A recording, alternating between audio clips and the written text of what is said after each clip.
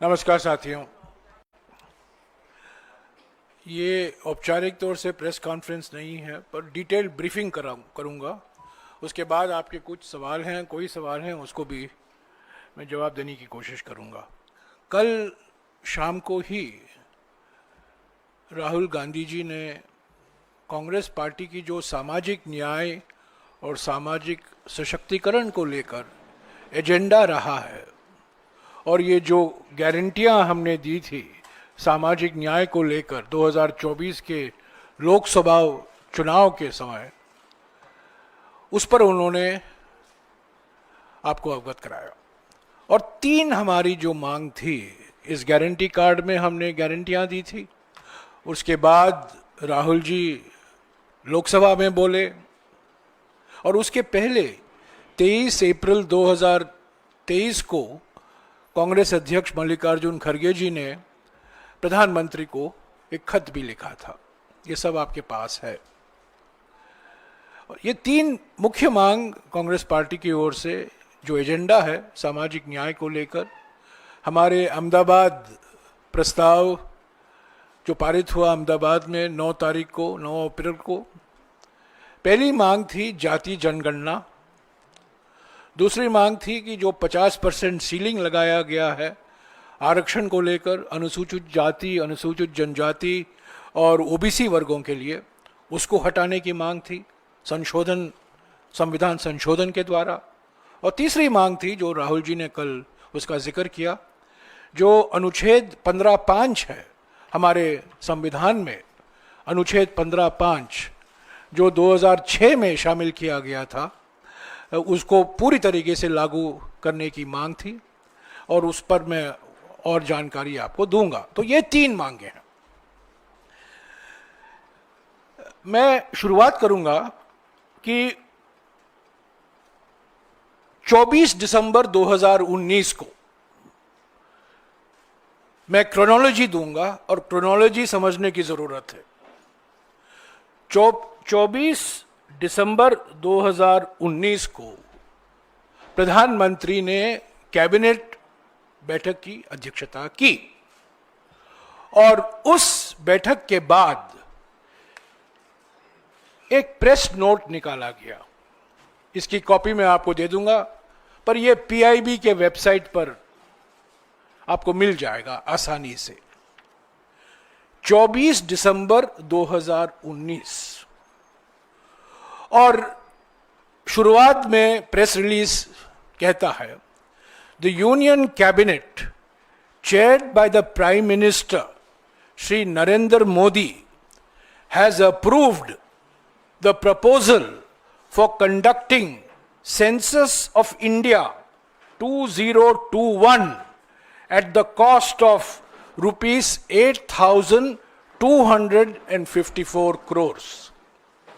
24 दिसंबर 2019 को कैबिनेट की बैठक होती है और घोषणा किया जाता है कि 2021 में जो जनगणना ड्यू है, हर 10 साल जो जनगणना कराया जाता है, 51 में हुआ, 81 में हुआ, 71 में हुआ, 81 में हुआ, 91 में हुआ, 2001 में हुआ, 2011 में हुआ, और 2021 की जनगणना के बारे में 24 दिसंबर 2019 को निर्णय लिया जाता है, और कहा जाता है कि इस पर 8,254 करोड़ रुपया खर्च होगा। और विस्तार से इस जनगणना की डिटेल दी गई है, कैसे किया जाएगा, कौन करेगा, कितने एन्यूमरेटर रहेंगे, क्या क्या जानकारी हासिल की जाएगी 2021 की जनगणना में। इस प्रेस रिलीज में जाति शब्द शामिल नहीं है। ये 3 चीज शामिल है: हाउस लिस्टिंग यानी कि घर लिस्टिंग, हाउसिंग सेंसस यानी कि कितने घर हैं, कितने लोग रहते हैं, कौन कौन रहते हैं, और पॉपुलेशन एन्यूमरेशन यानी कि जनसंख्या कितनी है। यही 3 बातों का जिक्र किया गया है। ये कांग्रेस पार्टी का कोई दस्तावेज नहीं है, ये पीआईबी का प्रेस रिलीज है 24 दिसंबर 2019 का, 6 साल पहले। सब लोग जानते हैं कि यह जनगणना नहीं कराया गया अब तक, 6 साल हो गए हैं। और अचानक अप्रत्याशित तरीके से कल सरकार की ओर से घोषणा हुई कि अगले जनगणना में जाति भी शामिल होगा।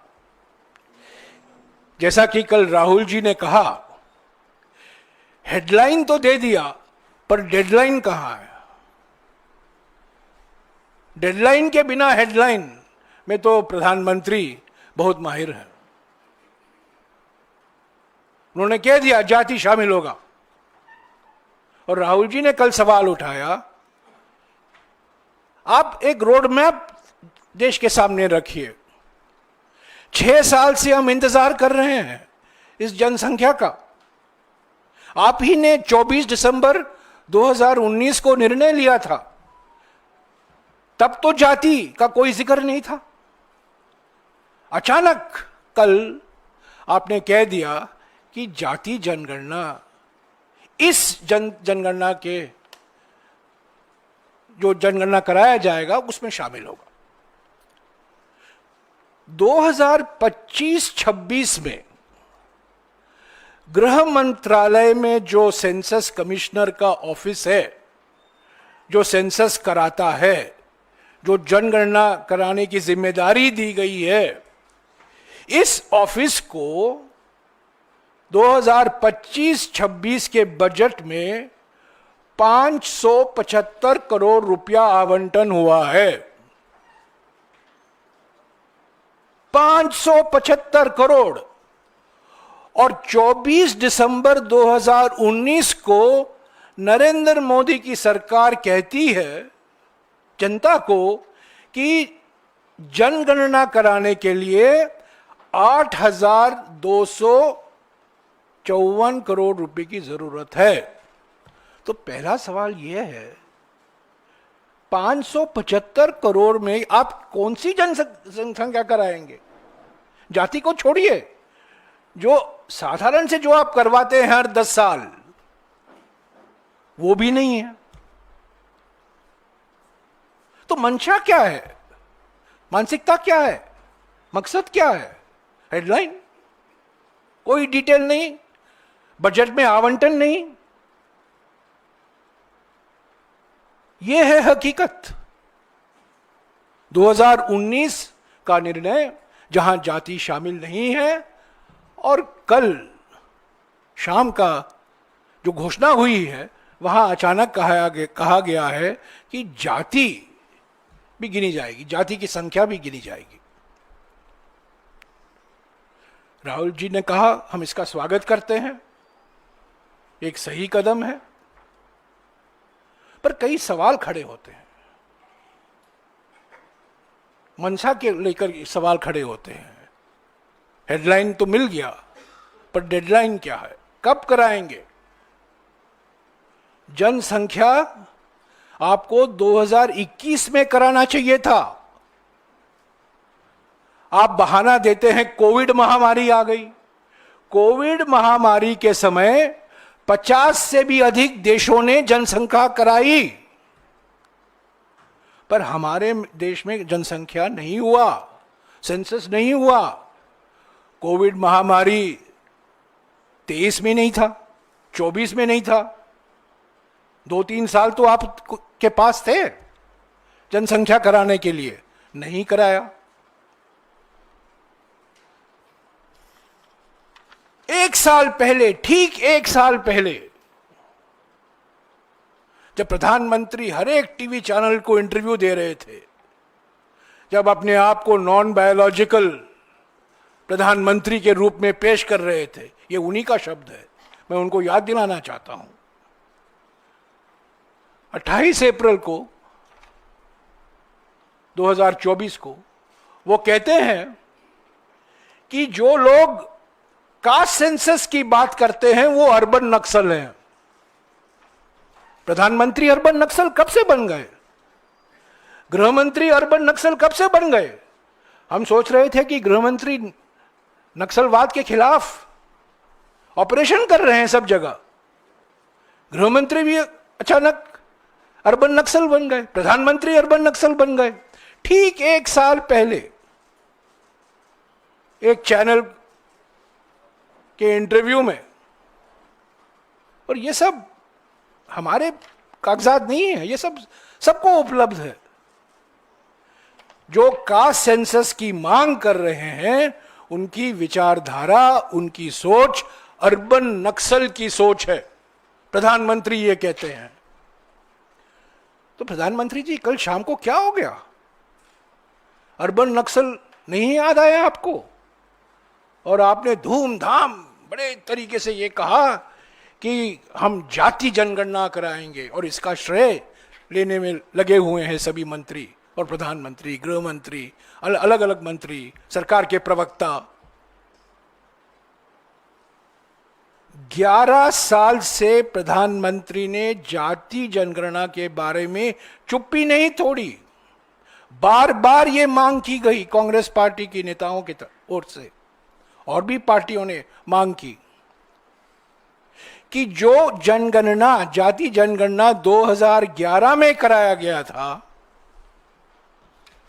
और ये 2011 की जो रिपोर्ट है, रिपोर्ट नहीं, जो सवाल जवाब के रूप में जब मैं मंत्री था, ये आपको मिल गया है। ग्रामीण भारत में सामाजिक, आर्थिक एवं जाति आधारित जनगणना 2011, ये शहरी इलाकों में भी हुआ और ग्रामीण इलाकों में भी हुआ। और हमने मांग की 2014 से कि ये जाति जनगणना को लेकर जो जानकारी हासिल की गई थी इस जनगणना द्वारा, आप इसको प्रकाशित कीजिए। उस पर चुप्पी नहीं तोड़ी, कुछ नहीं कहा। कांग्रेस अध्यक्ष खुद राज्यसभा में उठाए, राहुल जी बार बार लोकसभा में उठाए, सभी मंत्रियों ने उनकी आलोचना की। पर कल एक नया चैप्टर खोला गया कि हम चाहते हैं कि जाति जनगणना हो, और ये प्रधानमंत्री की सोच से ये निर्णय लिया गया है। तो 11 साल आप चुप रहे, और अचानक अप्रत्याशित तरीके से आपने ये निर्णय लिया, हेडलाइन बनाया, जब सारा देश शोक मना रहा है पहलगाम आतंकवादी हमले को लेकर। उस बीच आपने ये कह दिया कि जाति जनगणना कराएंगे। तो मैंने आपको आवंटन के बारे में कह दिया है, प्रधानमंत्री की सोच क्या थी 1 साल पहले, उसकी जानकारी मैंने आपको दी है। और जो 11 साल से हम मांग कर रहे हैं, जाति जनगणना कराइए, इसकी भी जानकारी मैंने आपको दी है। 2011 की जनगणना के बारे में कल अश्विनी वैष्णव जी बहुत कुछ बोले। ये 2011 में, जैसा कि मैंने कहा, ग्रामीण और शहरी भारत में सामाजिक, आर्थिक एवं जाति आधारित जनगणना, socio economic and caste census 2011 में कराया गया था। करीब 25 करोड़ परिवारों से जानकारी हासिल की गई थी, जाति की जानकारी और सामाजिक और आर्थिक स्थिति की जानकारी। यह बात सच है कि जाति की जानकारी जो हासिल की गई थी इस सर्वे में, वो प्रकाशित नहीं किया गया, क्योंकि उसमें कुछ खामियां, कई खामियां थी। 2012 में, 2013 में मैं खुद मंत्री था, और मैंने खूब कोशिश की राज्य सरकारों से मिलकर कि जो खामियां हमने पाई हर एक राज्य में, उसको हम कैसे सुधार सकें। बाद में इलेक्शन आया, मॉडल कोड ऑफ कॉन्डक्ट लगा, हम जानकारी प्रकाशित नहीं कर पाए, पर मुझे खुशी है कि ये जो जानकारी सामाजिक और आर्थिक स्थिति को लेकर जो जानकारी हासिल की गई थी इस सर्वेक्षण से, इस सर्वे से, वो आज भी मोदी सरकार उसका इस्तेमाल कर रही है। यानी कि जो पुराने जमाने में जो बीपीएल कहा जाता था, below the poverty line, BPL, वो बीपीएल नहीं है अभी। अभी ये सामाजिक और आर्थिक स्थिति की जानकारी, जो अभाव है, डिप्रीवेशन है, उसके आधार पर सारी सामाजिक कल्याण कार्यक्रम लागू होते हैं। और मोदी सरकार ने उसी जानकारी को इस्तेमाल किया। पर जाति को लेकर जो जानकारी हासिल की गई थी, जिसमें सुधार चल रहा था 2013 में खास तौर से, वो पूरा नहीं हो पाया चुनाव के पहले। अचानक सरकार ने उस पर रोक लगा दी और सरकार की ओर से यह कहा गया कि जाति जनगणना हम नहीं कराएंगे। अगर राज्यों को करना है करने दीजिए, पर हम नहीं करेंगे। साथियों, हमारे संविधान की 7वीं अनुसूची में, संविधान में जिम्मेदारी सेंसस कराने की केंद्र सरकार की होती है। यूनियन लिस्ट, यानी कि केंद्र सरकार की सूची में सेंसस शामिल है। पर क्योंकि सरकार नहीं करना चाहती थी, केंद्र सरकार नहीं करना चाहती थी, बिहार सरकार ने किया, तेलंगाना सरकार ने किया, और पहले कर्नाटक सरकार ने भी किया था। तो अलग अलग राज्य करने लगे। पर मुझे खुशी है कि कल मोदी सरकार ने अपनी जिम्मेदारी पहचानी। इस संविधान के अनुसार सेंसस कराना, जनगणना कराना, जाति जनगणना कराना केंद्र सरकार की जिम्मेदारी बनती है। तो ये रहा पहला मुद्दा, कास्ट सेंसस को लेकर। 8,200 करोड़ की मांग 2019 में, अब 10,000 करोड़ रुपया होगा। मेरा अनुमान है 10,000 या 11,000 करोड़ रुपया जरूरत पड़ेगी। और उसकी तुलना में इस बजट में, इस साल के बजट में आपने 575 करोड़ रुपया का आवंटन किया है। तो उम्मीद करते हैं कि पार्लियामेंट को आए और जो आपको और धनराशि की जरूरत पड़ेगी वो पार्लियामेंट से अनुमति ले और जल्द से जल्द आप ये जनगणना शुरू कराइए। जनगणना करने में करीब 10 महीने लगते हैं, करीब 10 महीने। तो अगर आप नवंबर में भी शुरू करेंगे तो 10 महीने अनुमान लगा लीजिएगा, अगस्त तक आप खत्म कर पाओगे। जितना भी आप उसको तेजी से करो, 6-7 महीने तो लगेंगे ही। तो ये रहा कास्ट सेंसस को लेकर। मैं एक और बात कहना चाहता हूं कास्ट सेंसस के संदर्भ में। बाद में वो 50% और 15.5 के बात में मार करूंगा। हर एक जनगणना में 1951 से लेकर हर 10 साल जो जनगणना कराया गया था, उस जनगणना में अनुसूचित जाति और अनुसूचित जनजाति की जनसंख्या हासिल की जाती थी। हमारे देश में करीब 1250 अनुसूचित जाति हैं और करीब 750 अनुसूचित जनजाति हैं। करीब कि जैसा कि मैंने कहा, मानकर चलिए 1250 अनुसूचित जाति और मानकर चलिए 750 अनुसूचित जनजाति। इन सारी जातियों की जनसंख्या क्या है, वो 1951 की जनसंख्या से मिल रहा है। तो 2021 में अगर मोदी सरकार कराती, तब उसमें अनुसूचित जाति और अनुसूचित जनजाति की भी जनसंख्या आपको मिल जाता। तो एक्स्ट्रा क्या है कास्ट सेंसस में? एक्स्ट्रा ये है कि ओबीसी की जो जनसंख्या है,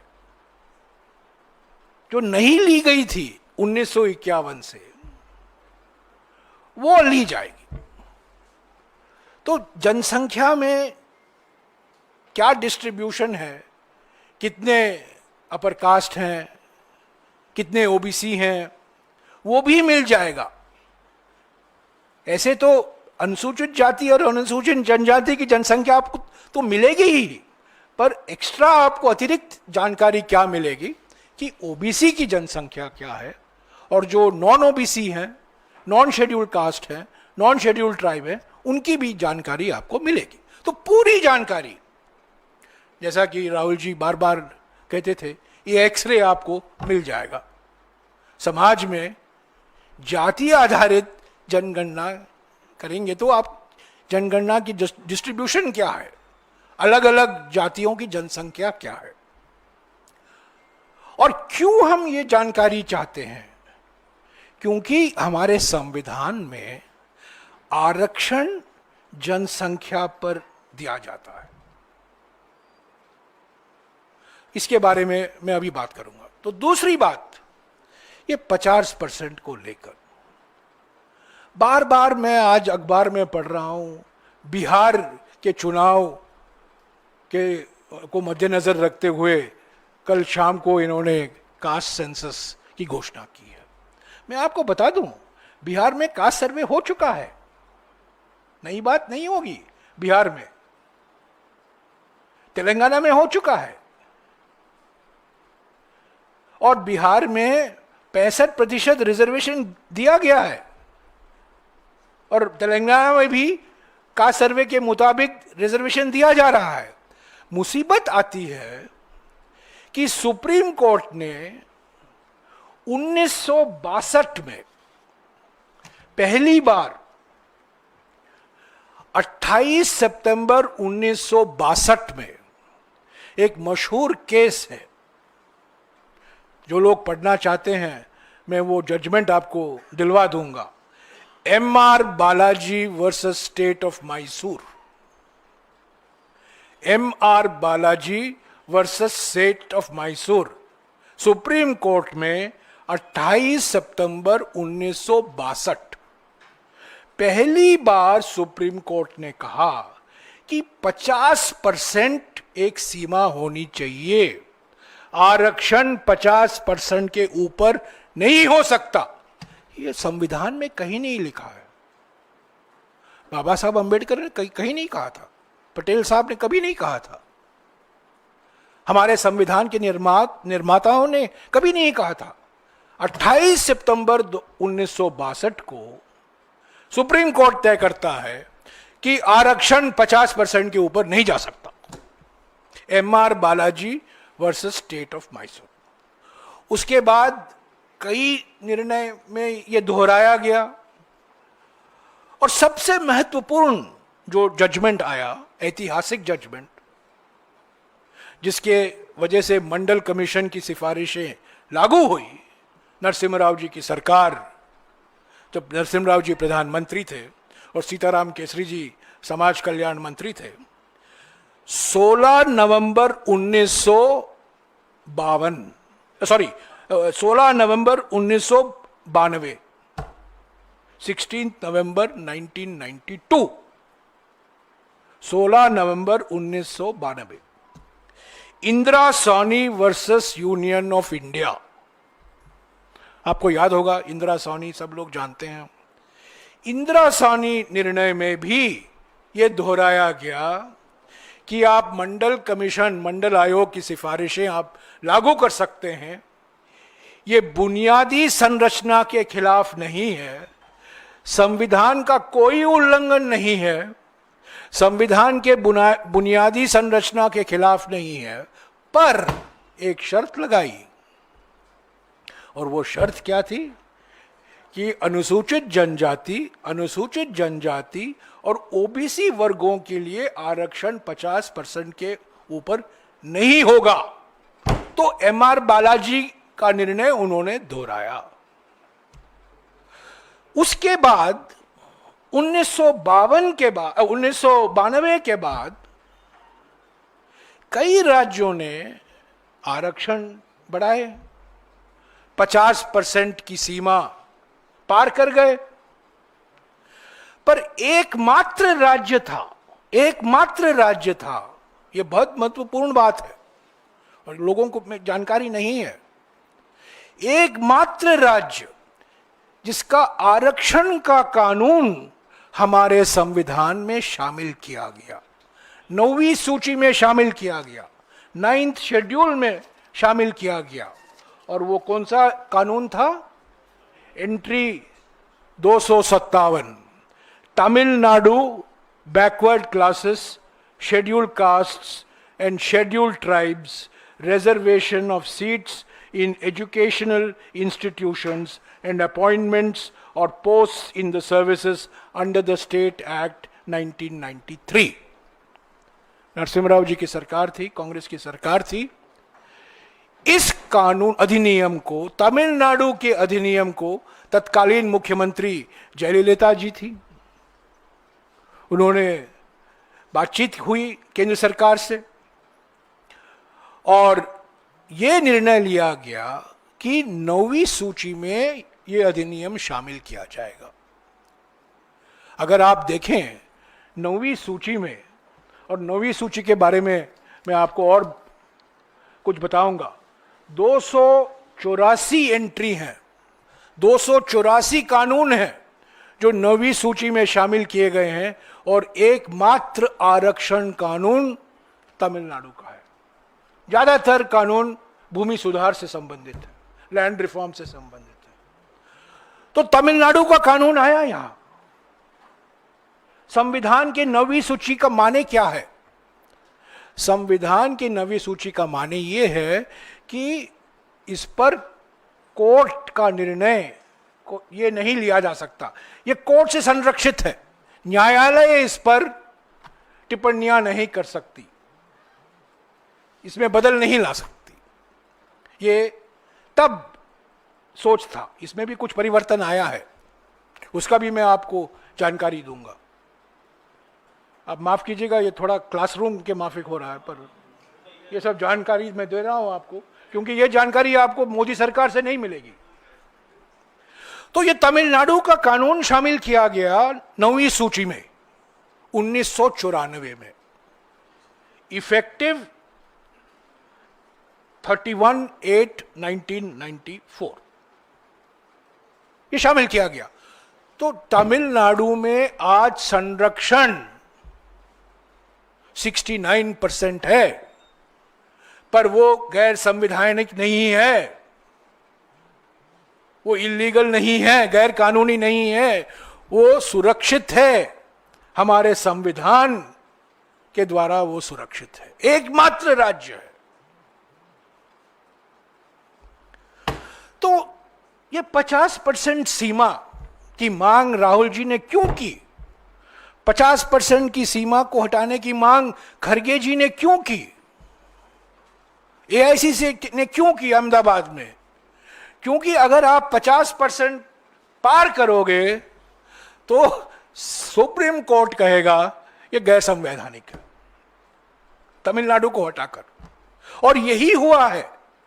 बिहार में जो कास्ट सर्वे कराया गया था, जब कांग्रेस की सरकार थी, जब मिली-जुली सरकार थी, जब पलटी के पहले सरकार, तो पलटी के पहले सरकार ने करवाया था, और 65% आरक्षण बिहार में। कोई हाईकोर्ट गए, हाईकोर्ट ने खारिज कर दी, वो सुप्रीम कोर्ट आए, अभी मामला लंबित है सुप्रीम कोर्ट में। तो कुछ भी कहे, प्रधानमंत्री अभी बिहार जा रहे हैं, 4 तारीख को मेरे ख्याल में जा रहे हैं बिहार, हालांकि सऊदी अरेबिया से लौटे और फौरन ऑल पार्टी मीटिंग में तो आए नहीं, बस बिहार चले गए। वो कुछ भी कहें आरक्षण को लेकर, 65% आरक्षण लागू नहीं होने वाला है बिहार में जब तक ये 50% सीमा नहीं हटाया जाएगा। क्या रोक रहा है मोदी सरकार को कि आप 9वीं सूची में शामिल कराओ, 9 शेड्यूल में शामिल कराओ, संविधान में संशोधन का प्रस्ताव लाओ कि ये 50% लागू नहीं होगा, विशेष सत्र बुलाओ। यही तो मांग कल राहुल जी ने कही कि जब तक संविधान में आप संशोधन नहीं करोगे तो MR बालाजी से लेकर इंदिरा साहनी जजमेंट 1962 से लेकर 1992 तक 30 साल में 6-7 बड़े बड़े निर्णय आए हैं जहां 50% की सीमा को पार करने के लिए वो संविधान के उल्लंघन है, संविधान की बुनियादी संरचना के खिलाफ है। तो 50% की सीमा बहुत महत्वपूर्ण है महाराष्ट्र के लिए, हरियाणा के लिए, कर्नाटक के लिए, तेलंगाना के लिए, बिहार के लिए, गुजरात के लिए, कहीं भी। अब 50% किसको लागू होता है? अनुसूचित जाति, अनुसूचित जनजाति और ओबीसी वर्गों के लिए।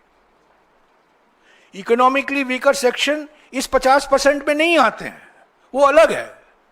ये 50% सिर्फ अनुसूचित जाति, अनुसूचित जनजाति और ओबीसी को लागू होता है। तो हमारी दूसरी मांग है संविधान में संशोधन कराओ, 50% की सीमा हटाओ, तभी कास्ट सेंसस का कुछ मायने रखता है। कास्ट सेंसस क्यों करा रहे हैं? जनसंख्या की जानकारी आप हासिल करना चाहते हैं, और इसमें कोई राज नहीं है कि जब आप वो जनसंख्या की जानकारी आपको मिलेगी तो आपको पता चल जाएगा कि अनुसूचित जनजाति और ओबीसी वर्गों की जनसंख्या 50% से बहुत ज्यादा है। तो वो सीमा पार करना ही है। सिर्फ सेंसस कराने से कोई फायदा नहीं होगा, पहला कदम है, कराना चाहिए। एक्सरे पहले होता है, बाद में इलाज होता है। तो पहला इलाज है 50% सीमा। कैसे हटाएंगे आप? संविधान में संशोधन कराइए, संविधान में साफ लिखिए that schedule caste, schedule tribe, OBC वर्गों के लिए ये 50% सीमा लागू नहीं होगा। प्रधानमंत्री ने अभी 7 फरवरी को, 6 फरवरी 2025 को राज्यसभा में एक भाषण दिया। वो हर साल लोकसभा में एक बार ही बोलते हैं और राज्यसभा में एक बार बोलते हैं, बस। वो प्रेसिडेंट्स एड्रेस के जो मोशन ऑफ थैंक्स होता है तभी प्रधानमंत्री बोलते हैं, और तो बोलते ही नहीं और आते भी नहीं है। 6 फरवरी 2025 को प्रधानमंत्री ने कहा था, अरे हमारे पहले स्टॉप गैप प्रधानमंत्री, शब्दों का इस्तेमाल देखिए, स्टॉप गैप। जवाहरलाल नेहरू को स्टॉप गैप प्रधानमंत्री कहा था, यानी कि ये संविधान भी स्टॉप गैप है, डॉक्टर अंबेडकर भी स्टॉप गैप है, सरदार पटेल भी स्टॉप गैप है। उन्होंने कहा और मैंने आपत्ति जताई, पर चेयरमैन साहब ने मेरी बात मानी नहीं। मैंने कहा आप कैसे इनको स्टॉप गैप प्रधानमंत्री कह सकते हैं? और उन्होंने क्या कहा कि स्टॉप गैप प्रधानमंत्री ने संविधान का पहला संशोधन कराया 1951 में।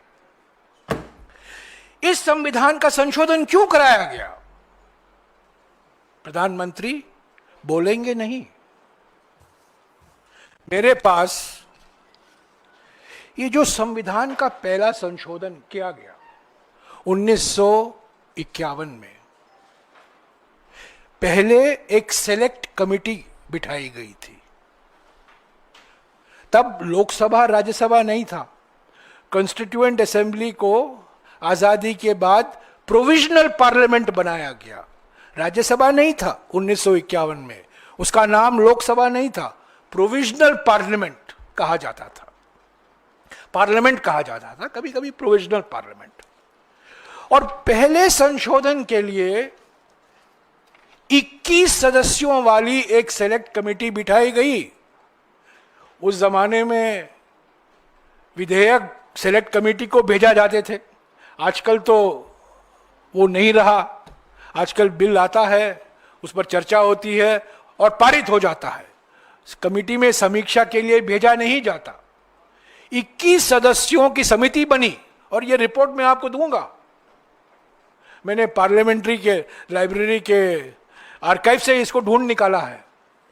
सदस्यों के नाम देखिए, जवाहरलाल नेहरू प्रधानमंत्री, सी राजगोपालाचारी गृह मंत्री, बी आर अंबेडकर कानून मंत्री, Durgabai Deshmukh, H N Kunzru, M Gautam, Shyama Prasad Mukherjee जो 2 साल बाद जनसंघ स्थापित करते हैं, उसके बारे में मैं उल्लेख करूंगा। और कई लोग हैं के हनुमंतैया, नजीरुद्दीन अहमद, राज बहादुर, देवकांत बरुआ जो आगे बढ़कर कांग्रेस अध्यक्ष बने। 21 सदस्यों वाली ये बैठक सेलेक्ट कमेटी थी। इन्होंने एक रिपोर्ट तय किया और श्यामा प्रसाद मुखर्जी ने नोट ऑफ डिसेंट दिया। इसमें लिखा है, Shyama Prasad Mukherjee subject to a minute of dissent. क्यों? ये पहला संशोधन जो किया गया, क्यों कराया गया, ये आपको बताएगा नहीं कोई। 9 अप्रैल 1951 बड़ा महत्वपूर्ण तारीख है हमारे देश के राजनीतिक और सामाजिक इतिहास में। 9 अप्रैल 1951 सुप्रीम कोर्ट ने एक निर्णय सुनाया, Champakam Dorairajan versus state of Madras. उल्टा, state of Madras versus Champakam Dorairajan, क्योंकि स्टेट ऑफ मद्रास पिटिशनर था। State of Madras versus Champakam Dorairajan, 9 अप्रैल 1951। सुप्रीम कोर्ट ने कहा कि आरक्षण आप नहीं दे सकते जनसंख्या के आधार पर। और मद्रास, तत्कालीन मद्रास सरकार, मद्रास तमिलनाडु का नाम मद्रास था तब, तत्कालीन मद्रास सरकार का जियो था आरक्षण को लेकर, उसको खारिज कर दिया सुप्रीम कोर्ट ने। तो उस वजह से एक कारण, महत्वपूर्ण कारण था, उस वजह से नेहरू जी की सरकार, जिसमें राजगोपालाचारी जी गृह मंत्री थे, क्योंकि सरदार पटेल का देहांत हो गया था दिसंबर 1950 में, और यह सुप्रीम कोर्ट का जजमेंट 9 अप्रैल 1951 का। इस पहले संशोधन द्वारा, संविधान का पहला संशोधन जो स्टॉप गैप प्रधानमंत्री ने किया, जो स्टॉप गैप कॉन्स्टिट्यूशन में किया, जिसके सदस्य स्टॉप गैप लॉ मिनिस्टर थे, ये सब प्रधानमंत्री की भाषा है। ये पहला संशोधन क्या करता है? पहला संशोधन अनुच्छेद 15(4) आर्टिकल 15(4) शामिल करता है इस संशोधन में। यानी कि जब यह संशोधन अपनाया गया था 24 नवंबर 1949 को, जिसके वजह से हम 26 नवंबर को संविधान दिवस मनाते हैं, उस संविधान में आर्टिकल 15(4) शामिल नहीं था। यह आर्टिकल 15(4) आया 1951 में। और यह आर्टिकल 15(4) कहता क्या है, मैं पढ़कर सुनाता हूं आपको। Nothing in this article shall prevent the state from making any special provision for the advancement of any socially and educationally backward classes of citizens or for scheduled castes and scheduled tribes. यानी कि अनुच्छेद 15(4) केंद्र सरकारों को, और इस संदर्भ में केंद्र सरकार ही सरकार है, पूरा अधिकार देता है, हक देता है कि आप अनुसूचित जाति, अनुसूचित जनजाति और ओबीसी वर्गों के लिए आप आरक्षण दे सकते हैं। ये नहीं था जो संविधान अपनाया गया था 26 नवंबर को, उसमें नहीं था।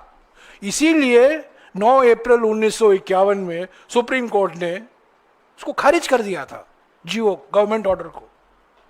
तो ये पहला संशोधन जो हुआ 1951 में, जिसकी आलोचना 6 फरवरी 2025 को हमारे प्रधानमंत्री ने की, इसका एक मकसद था कि आरक्षण को आप सुरक्षित रखो। और minute of decent Shyama Prasad Mukherjee का था। ये मैं आप लाइब्रेरी से मैं ढूंढ निकाला हूं, मैं आपको दे दूंगा। तो ये 15(4) का था, ये आरक्षण का इतिहास है। तो 50% सीमा की आप जान गए होंगे इसका महत्व क्या है।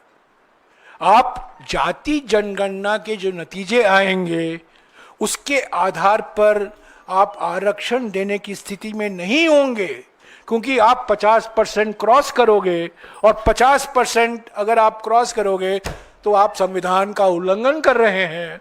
सुप्रीम कोर्ट यही कहेगा। तो ये 50%। तीसरा मुद्दा जो राहुल जी ने उठाया, मैं 5 मिनट में खत्म करूंगा। तीसरा मुद्दा जो राहुल जी ने उठाया वो अनुच्छेद 15(5) को लेकर। अनुच्छेद 15(5) कहता क्या है? ये लागू हुआ, अर्जुन सिंह जी मंत्री थे, एचआरडी मंत्री थे, मनमोहन सिंह जी प्रधानमंत्री थे। उनके कार्यकाल में आर्टिकल 15(5) लागू हुआ। आर्टिकल 15(5) सर्वसम्मति से पारित हुआ दोनों सदनों में। 2006 जनवरी 20 2006 से ये लागू हुआ। और आर्टिकल 15(5) क्या कहता है? आर्टिकल 15(5) ये कहता है, not with standing anything in this article वगैरह वगैरह, shall prevent the state from making any special provisions by law for the advancement of any socially and educationally backward classes of citizens or for scheduled castes or for scheduled tribes, insofar as such special provision relate to the admission to educational institutions, whether aided or unaided by the state, etc., etc., including private educational institutions. संविधान में अनुच्छेद 15(5) कहता है कि सरकार को पूरा हक है, पूरा अधिकार है कि अनुसूचित जनजाति और ओबीसी वर्गों के युवाओं के लिए आप सभी शैक्षिक संस्थाओं में, सरकारी और निजी दोनों में आप आरक्षण दे सकते हैं। इसके बाद क्या हुआ? इसके बाद मनमोहन सिंह जी की सरकार एक अधिनियम बनाई, वो भी पारित हुआ सर्वसम्मति से। वो पारित हुआ कि केंद्र सरकार जो संस्थाएं चलाती है, आईआईटी, आईआईएम, सेंट्रल यूनिवर्सिटी, उसमें आरक्षण ओबीसी को भी मिलेगा। यानी कि तब तक सिर्फ एससी एसटी को मिला करता था, एससी एसटी और ओबीसी वर्गों के लिए आरक्षण सभी सरकारी शैक्षिक संस्थाओं में मिलेगा। ये 2007 में ये अधिनियम बना। उसके बाद ये जो अनुच्छेद 15(5) है, चैलेंज हुआ सुप्रीम कोर्ट में, और इसके बारे में मैंने एक प्रेस नोट भी जारी किया था। ये 31 मार्च को मैंने एक पूरी जानकारी दी थी, सुप्रीम कोर्ट में कैसे कैसे ये मामला चला, और आखिर में जनवरी 29, 2014, तभी मनमोहन सिंह जी की सरकार थी, पर इलेक्शन कोड शीघ्र ही आने वाला था। सुप्रीम कोर्ट ने कहा कि अनुच्छेद 15(5) संवैधानिक है, बुनियादी संरचना का उल्लंघन नहीं करता है, क्योंकि चुनौती तो उसी को लेकर था। 8 साल तक लंबित था, 2007 से लेकर 2014 तक, 7 साल तक लंबित था। 11 साल से मोदी सरकार सोई हुई है। सुप्रीम कोर्ट ने कहा है 15(5) कानूनी है, संवैधानिक है। संविधान की पूजा करने वाले संविधान के एक महत्वपूर्ण प्रावधान का नजरअंदाज कर रहे हैं। और कल राहुल जी ने मांग की, अहमदाबाद में हमने मांग की, खरगे जी ने मांग की अपने भाषणों में कि अनुच्छेद 15(5) को आप लागू कीजिए, न केवल सरकारी शैक्षिक संस्थाओं में बल्कि निजी शैक्षिक संस्थाओं में भी।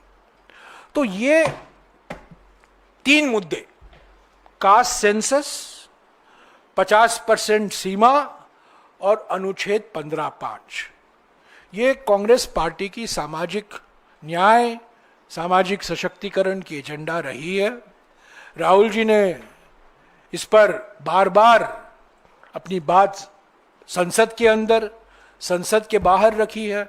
उनकी आलोचना भी हुई, कई लोगों ने बहुत सारी टिप्पणियां की, और जैसा कि मैंने आपको बताया, खुद प्रधानमंत्री ने अर्बन नक्सल बुलाया राहुल जी को, और लोग जो इसकी वकालत कर रहे थे, इसका समर्थन कर रहे थे, उनकी भी उन्होंने आलोचना की।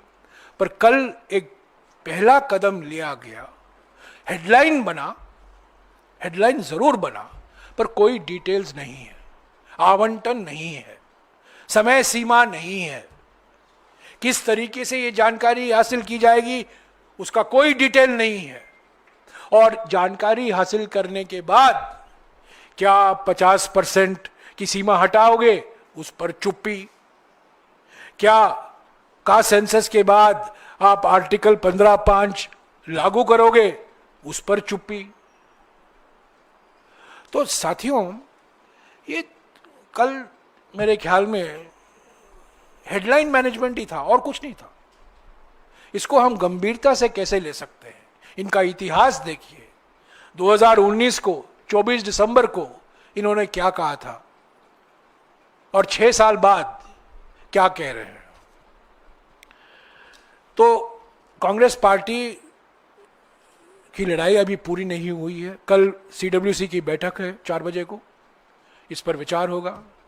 पर जैसा कि कल राहुल जी ने कहा, हमारे देश के सामने सबसे महत्वपूर्ण मुद्दा, सबसे संवेदनशील मुद्दा आज के संदर्भ में पहलगाम को लेकर है। कास्ट सेंसस की बात तो होगी कल, पर सबसे महत्वपूर्ण मुद्दा यह है कि देश इंतजार कर रहा है। जो परिवार, जिनके लोग शहीद हुए हैं, जिनके सदस्य शहीद हुए हैं, वो न्याय मांग रहे हैं। और प्रधानमंत्री यहां वहां जा रहे हैं, भाषण दे रहे हैं, चुनावी भाषण दे रहे हैं, उद्घाटन कर रहे हैं, हेडलाइन मैन्युफैक्चर कर रहे हैं। तो इस पर भी कल चर्चा होगी। इसको हमें आगे ले चलना है। 50% सीमा का मुद्दा संसद में हम उठाएंगे। जब हमने एक विशेष सत्र की मांग भी की है, पर वो विशेष सत्र हमने सिर्फ पहलगाम तक ही सीमित रखा है। पर जब मॉनसून सेशन होगा तब ये 50% सीमा की बात फिर से उठेगी, अनुच्छेद 15(5) की बात फिर से उठेगी। लगातार हम उठाते रहेंगे, और हम उम्मीद करते हैं कि प्रधानमंत्री, जिन्होंने एक यू टर्न लिया, एक सबसे बड़ा यू टर्न लिया इन्होंने, GST पर उन्होंने यू टर्न लिया, आधार पर उन्होंने यू टर्न लिया, मनरेगा को लेकर यू टर्न लिया, खाद्य सुरक्षा कानून को लेकर यू टर्न लिया, जाति जनगणना को भी उन्होंने यू टर्न लिया है। ये यू टर्न, ये पलटी करने की बीमारी नीतीश कुमार जी को कहां से आया है अभी आपको जान गए होंगे। ये जुगलबंदी है, पलटी की जुगलबंदी। पलटी करने में प्रधानमंत्री का कोई मुकाबला नहीं। पहले से मनरेगा, खाद्य सुरक्षा कानून, आधार, जीएसटी, कुछ भी आप देखते जाइए। और सबसे अभी जो नया मिसाल आया है देश के सामने यू टर्न का, वो जाति जनगणना। तो उम्मीद करते हैं कि जो कल राहुल जी ने मांग की, आप डिटेल बताइए। और एक चीज कल राहुल जी ने बहुत महत्वपूर्ण बात की कि राज्य सरकारों से भी बातचीत कीजिए, क्योंकि ये राज्य सरकार ही लागू कर पाएंगे। ये एन्यूमरेटर जो होते हैं, 30 लाख लोग ये जानकारी हासिल करने में लागू होंगे। 30 लाख ये लोग टीचर लोग, अध्यापक हैं, स्टेट गवर्नमेंट एम्प्लॉइज हैं। तो आपको राज्यों से संपर्क में रहना होगा, राज्यों के साथ आपकी बातचीत होनी होगी। सिर्फ प्रवचन देने से ये नहीं होगा, आपको राज्यों को पूरा सहयोग आपको मिलना चाहिए। सभी राज्यों को बुलाइए, मुख्यमंत्रियों को बुलाइए, बैठक कराइए और ये आश्वासन दीजिए देश को कि आप अगले 10 महीने के अंदर ये जनगणना और खास तौर से जाति जनगणना जो पहली बार हो रहा है, आप इसको पूरा करेंगे।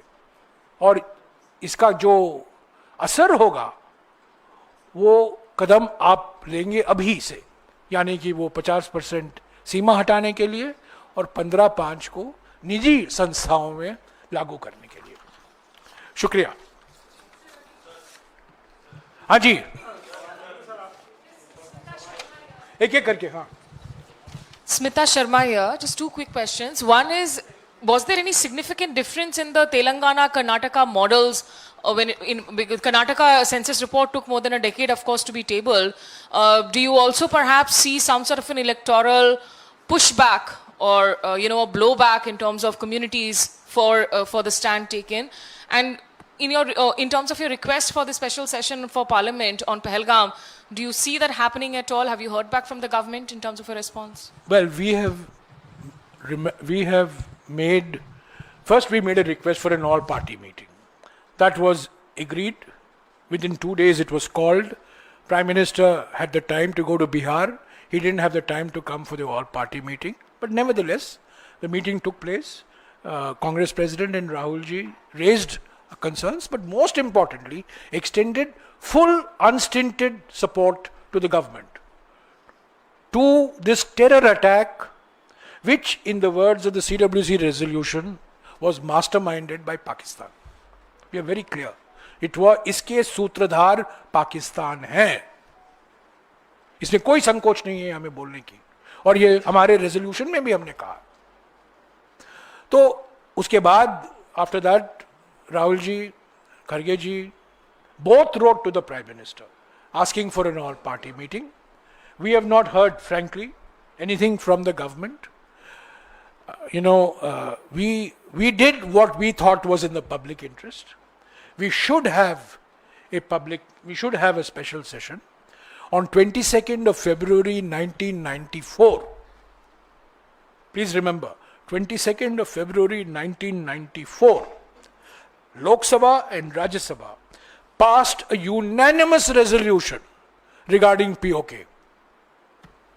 Unanimous resolution. So this is the time to review, refresh, renew that resolution. Why is the government hesitant? Why is the government not willing to call for a special session? They are assured of full cooperation from all political parties. Nobody is going to speak out of line. It will be a powerful demonstration of a collective resolve. सामूहिक संकल्प का एक बहुत प्रभावशाली संदेशा जाएगा कि ऐसे वक्त में राज्यसभा, लोकसभा दोनों एकता है और एकजुटता भी है। So I am still hoping that the government will agree. Now, as far as your first question is concerned, uh, my position has always been, according to the Constitution, census is the responsibility of the central government. State governments do surveys. Census is explicitly mentioned in the 7th schedule under the union list of the Constitution. So, whatever, there have been surveys done in Karnataka, there have been a survey done in Telangana, there's a survey done in Bihar, some other states have done surveys also, I am aware. It does create, it is a political issue because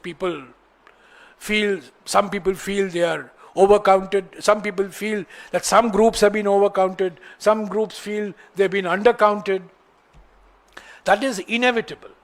But in a society where caste is the fundamental, what is Indian society defined by? Indian society is defined, there are 4 identity markers for Indian society. First is caste, second is religion, third is language, fourth is region. Manmohan Singh ji's government introduced a 5th identity marker. I always say there was a 5th identity marker, that is UID. Aadhaar also is an ID. So jokingly I told my friend Nandan Nilekani, we are now adding a 5th identity. But fundamentally India is defined by caste, religion, language and region. We are not defined by Aadhaar number, But fact is, so the caste will remain, it's a permanent feature of our society. The Constitution abolishes untouchability. But it provides for caste-based reservation. Please remember this. It provides for caste-based reservation, but it abolishes untouchability and calls for special provisions to deal with caste discrimination. So, as long as that is there, we have to do the caste census. I think the caste census is a step in the right direction. Let us await the results of the caste census. We hope that adequate budgetary allocations will be made. As I said, even in December 2019, if you look at the press release of the PIB, they had said that the 2021 census will extend from April 2020 to February 2021. That is, it will take 10 months. So whatever you do, say tomorrow, you allocate another 8,000 crores to the Union Home Ministry, which you have to do, it will take 10 months for this census to be completed. How do you respond to the fact that the Congress did not do it for the last, everybody's saying that you didn't do it for so many decades, and you had an opportunity in 2010 when the cabinet met, it was divided, and you did, enumerate it, but you didn't enlist it. So why? What? No. 2011, there was a debate in Parliament. Okay, there was a debate in the cabinet, which I am not at liberty to disclose. But in Parliament, there was a full-fledged debate, both pro and con, both in favor of a caste census and against a caste census. As a result, the government of the day took a view. I was not the Minister of Rural Development then. Vilas Rao Deshmukh ji was the minister when the decision was taken. I became minister only on, if I recall right, I became minister only in July, I think 14th of July or 15th of July, and I started the process for the census. But the decision had been taken when Vilas Rao ji was the Rural Development Minister. And the decision of the government was that we were doing a socio-economic census anyway to replace the BPL of 2002. So why don't we, it was originally called socio-economic census, we'll call it socio-economic and caste census. By the way, ये गलती सब लोग करते हैं, इसको बार बार socio economic caste census कहते हैं ना, ये socio economic and caste census है, socio economic and caste census. अगर आप देखेंगे इसको सामाजिक आर्थिक एवं जाति जनगणना आधारित जनगणना। So decision was taken. Now as I said, 25 crore households were surveyed. We did not have a master list of castes on which you would tick. We depended on the information that the person was providing, and the entry would be made in the tablet. This was the tablet. This was the tablet given to all the enumerators. By the way, this was a make in India. This is made by Bharat Electronics and ECIL. This was a tablet that was given to about 4 lakh people who were involved in this survey, in the census. Now, we went and we asked a person, Jati kya hai? Nim Jati yeno. You know, in the local language, Telugu, Kannada, Malayalam, local Hindi, aapki jati kya hai? You would get the response and the enumerator would enter the response. Then we had to tabulate, we had to cross-check, and we found a lot of anomalies. We found errors in spelling, we found errors in tabulating. So there was a system that was there in the socio-economic caste census methodology, which has been explained. Incidentally, this was circulated to all MPs in simple language, explaining how this socio-economic caste census was done. Now, we were able to get a first cut of the caste data sometime in the first half of 2012. Okay? From then on, the process of cleaning the data started. There were problems in socio-economic data. There was also problem in the caste data. It took almost a year and a half. By end of 2013, we were in a position, I think, to say with 75% reliability or 80% reliability. Now, what happened in Bihar and Telangana? Learning from that experience, they went with a master list, enumerating list. So, the socio-economic caste census, remember, in 2011, was the first time caste data was being canvassed. First time. The first time it was, last time it had been canvassed, was it 1931?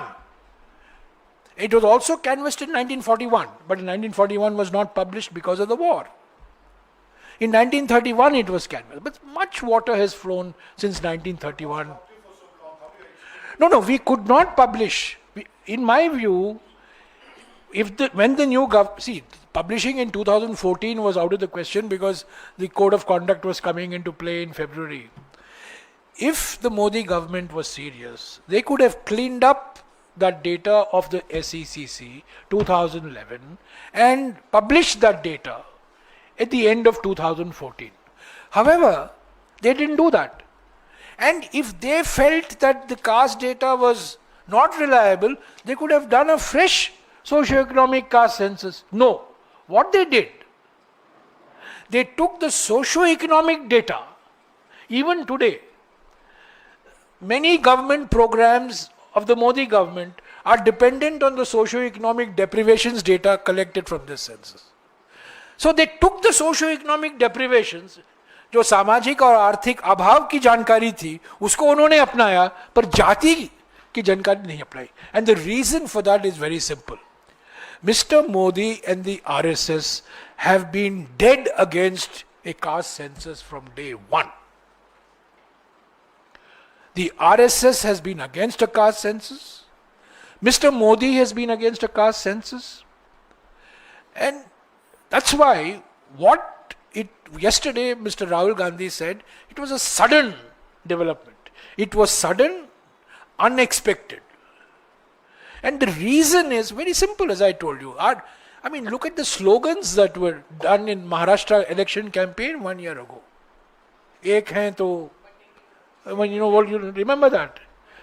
So, I don't want to repeat it, but I have told you exactly what Prime Minister said in 2014. PM Modi says Congress pitch for caste census is an urban Naxal thought.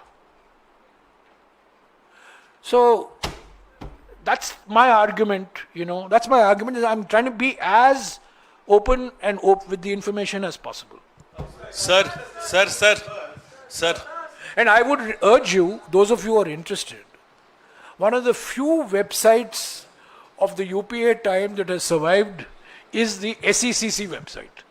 You please go to secc.gov.in and you will find this also there. Okay, you will find a lot of information. Sir. But I would request you to read this because this explains in very simple. कल आपको मिल गई होगी. कल मैंने सबको भेजा था. It explains in very simple language what this caste census, how this caste census was conducted. Sir. But let me also reiterate, there were different points of view on doing a caste census. But over a period of time, Mr. Rahul Gandhi has built a consensus in the Congress party. It's not been easy. It's taken him almost over 5 years. And I think in this he has been helped enormously by the fact that the Congress president himself has been a votary for the last 50 years. So we had a special CWC session on the caste census. We have had numerous resolutions on the caste census. No, there are problems. It's not easy. It's not easy. No, it's not easy. We have to manage it. We have to educate it. एक minute. We have to educate, we have to manage, we have to persuade, no doubt about it. Sir मेरा सवाल ये है, आपने RSS का जिक्र किया, दो छोटे सवाल है कि आरएसएस प्रमुख जब ये अनाउंसमेंट होती है उसकी एक शाम पहले आरएसएस प्रमुख पीएमओ प्राइम मिनिस्टर से मिलने जाते हैं, क्या आप उसमें कोई लिंक देख रहे हैं? और जिस तरह से सीसीएस, सीसीपीए और तमाम कैबिनेट की बैठकों के बीच में ये अनाउंसमेंट हो जाती है पहलगाम के पूरे आतंकी हमले के बीच, इसके पीछे क्या मंशा आप देख रहे हैं? और दूसरी बात, कल राहुल गांधी बार बार बिहार के सेंसस का जिक्र कर रहे थे कि तेलंगाना का सही है, बिहार का गलत हुआ है, तो वो गलत सेंसस क्या आरजेडी भी इसको मानती है और क्या वाकई में बिहार का कास्ट सर्वे जो है वो गलत हुआ है? नहीं, देखिए तेलंगाना, पहला सवाल जब मुझे भी जानकारी मिली कि मोहन भागवत जी प्रधानमंत्री से मिल रहे हैं, मैं भी इस सोच में था कि पहलगाम को लेकर मिल रहे हैं. जब सीसीएस की बैठक होती है, सीसीपीए की बैठक होती है, मेरी भी ये सोच थी कि ये सब पहलगाम को लेकर है और कुछ ना कुछ एक्शन होगा, क्योंकि देश इंतजार कर रहा है एक्शन का. और प्रधानमंत्री ने बिहार में कहा है, और वो भी अंग्रेजी भाषा में कहा है, हिंदी में नहीं कहा, उन्होंने अंग्रेजी में कहा. अचानक we will identify, trace and तीसरा शब्द का भी इस्तेमाल किया उन्होंने, पनिश, परस्यू. हम पहचानेंगे, पता करेंगे और उनके पीछे जाएंगे, उनको मारेंगे. वही तो कहा बिहार में. तो मैं ये सोच रहा था कि मोहन भागवत का मिलना, सीसीसीएस का होना, सीसीपीए का होना, ये सब पहलगाम के संदर्भ में मेरी कोई उम्मीद नहीं थी. मेरे लिए ये बिल्कुल अप्रत्याशित था. मैं सब सोच भी नहीं सकता था कि ये लोग ये करेंगे. तो इसीलिए मेरे मन में ये शक होता है कि ये हेडलाइन मैनेजमेंट है. सर, बिल्कुल हेडलाइन मैनेजमेंट है, डाइवर्जनरी टैक्टिक है बस. सर, दो सवाल है जयराम सर, दो सवाल है. एक मिनट, दो सवाल है. दूसरा देखिए, बिहार में सर्वे हुआ, तेलंगाना में सर्वे हुआ. तेलंगाना में जब सर्वे हुआ, उन्होंने बिहार से बहुत कुछ सीखा. बिहार में जिस तरीके से हुआ, तेलंगाना में जो सबक उन्होंने सीखे उसमें वो शामिल किए गए उस मेथडोलॉजी में. तो हमेशा जब किया जाता है, पहली बार हो रहा है ना, जैसा बिहार में किया गया, वो एसईसीसी 2011 से उन्होंने सीखा. बिहार में वो एन्यूमिनेटेड मास्टर लिस्ट था, तेलंगाना में भी यही था. तो मैं ये नहीं, कोई सर्वे जो होता है हमेशा कोई कुछ सवाल उठाए जाते हैं, इसमें ये खामियां हैं, ये सही नहीं है, वो सही नहीं है, ये मेथोडोलॉजी में सुधार हो सकता था। तो इसलिए हमेशा अहमदाबाद में भी हमने ये कहा है, अगर आप हमारे अहमदाबाद प्रस्ताव पढ़ेंगे तो आप देखेंगे उसमें हमने कहा है कि इसलिए केंद्र सरकार को सेंसस कराना अनिवार्य है। जब सेंसस कमिश्नर रजिस्ट्रार जनरल कराता है उस पर सवाल नहीं उठते हैं, लोग सवाल नहीं करते हैं। क्या किसी ने सवाल किया है कि आपने अनुसूचित जनजाति अनुसूचित जाति की संख्या आपने कम दिखाई है? नहीं, एक सिस्टम है, एक ऑफिस है, इसकी एक क्रेडिबिलिटी होती है। 1872 से हम सेंसस करा रहे हैं। पहला सेंसस 2021 का सेंसस जो है ये हमारे देश का 16वां सेंसस है। 16वां सेंसस। बहुत कम देश हैं जहां सेंसस का अनुभव जितना हमारे देश में है, बहुत कम देशों में है। 1951 में पहला सेंसस हमने करवाया, सरदार पटेल गृह मंत्री थे। नहीं, मैं सेंसस की बात कर रहा हूं, सेंसस कराना। और 1991 के सेंसस से लेकर हर एक सेंसस में हर 10 साल अनुसूचित जनजाति की जनसंख्या ली जाती है। मैंने आपको कहा 1200 से ज्यादा अनुसूचित जातियां हैं, 750 से ज्यादा अनुसूचित जनजातियां हैं, उनकी जानकारी लेना। नई बात 1994 के बाद जो है ओबीसी की संख्या आती है।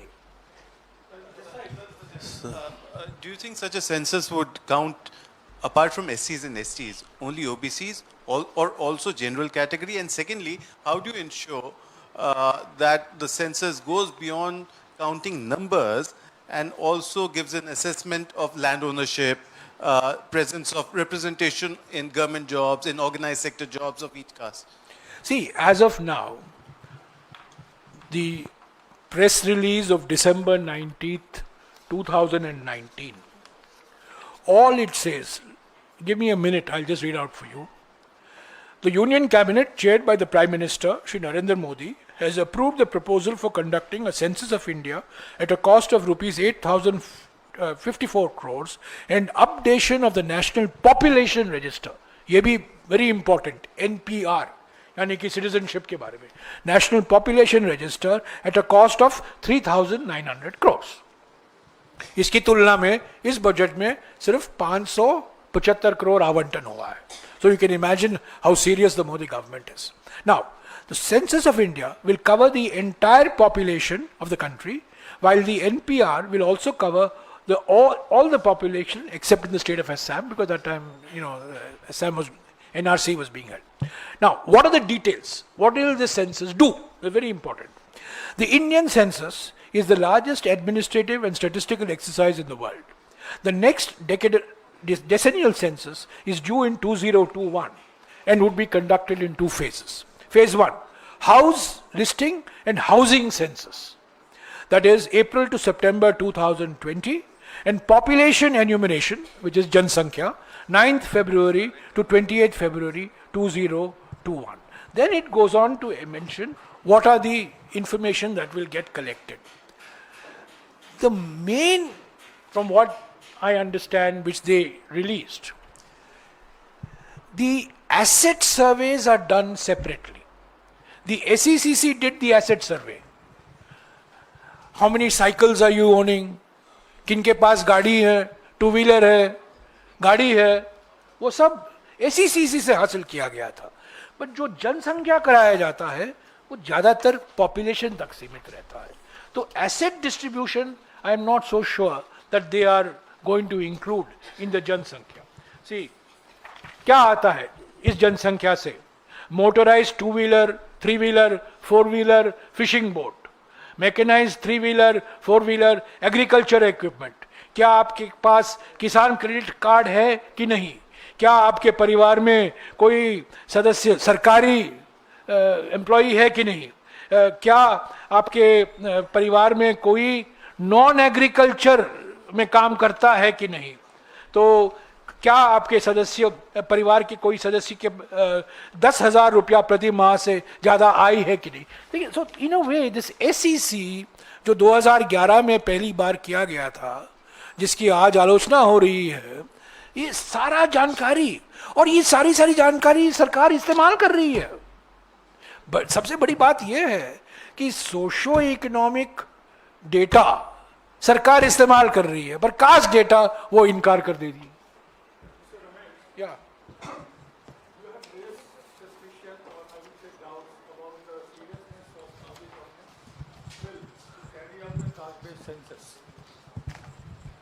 But it was the Congress government which has for years together, I've answered your question. which He has asked the let me question. come to I've answered that, the which has sat on the Mandal Commission report for years together, until it was VP Singh government who implemented it, and even it found opposition from some of the section of the Congress. Now, how do you justify your change of heart? My dear sir, if you want to get into history, Mandal was implemented by VP Singh to deal with the challenge of Devilal. Kamandal started to deal with Mandal. Do you want lessons in history? I'll give you lessons in history. So this is not, I'm not getting into politics here. Fact is, Mandal Commission was submitted in 1980. VP Singh announced the implementation. It went to the Supreme Court. 1980. 1980. 80. Yeah, 1980. I don't play with facts. Okay. 1980. 1990, it was implemented by VP Singh because he saw a threat from Devilal. Then, when Mandal was implemented, BJP started Kamandal. Why are we getting into all this? Fact is, Mandal submitted a report. Fact is, it took 10 years to get implemented. Fact is, it went to Supreme Court.